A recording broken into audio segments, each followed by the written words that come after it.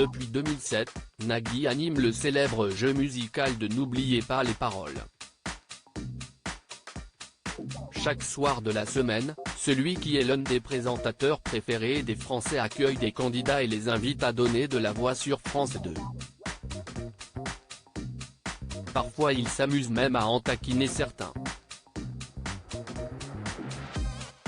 Ce fut le cas le jeudi 2 mars 2023, face à une employée du fisc prénommée Dani. Curieux d'en savoir un peu plus sur le métier de cette candidate, Nagui n'a pas hésité à la questionner. Mais cette fois, le mari de Mélanie Page s'est fait recadrer en beauté. Dani, vous êtes venu pour chanter, ou parce que notre maestro a 254 000 € et que vous travaillez dans la fonction publique, aux finances, et au fisc? Si est-il pour un contrôle ou pas? A-t-il demandé sans attendre.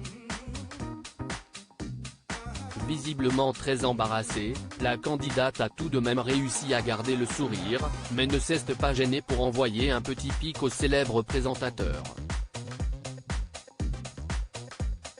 Je ne voulais pas le dire, mais oui. A-t-elle lâché en riant.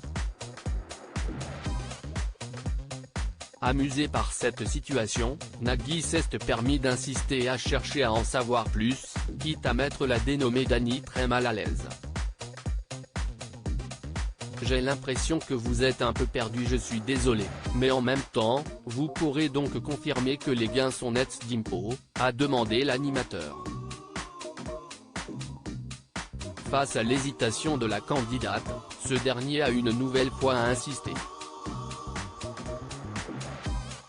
Gênée, la jolie Dani a renchéri, je ne vais rien dire. On ne parle pas du travail aujourd'hui.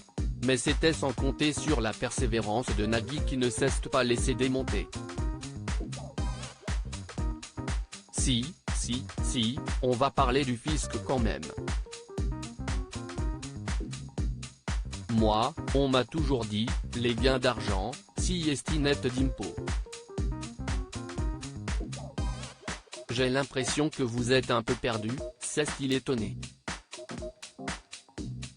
Pour conclure ce sujet rapidement, la candidate a alors accepté de rentrer un peu plus dans les détails de son métier. Non, je ne suis pas perdu. Mais en fait, je ne connais pas tout sur les impôts.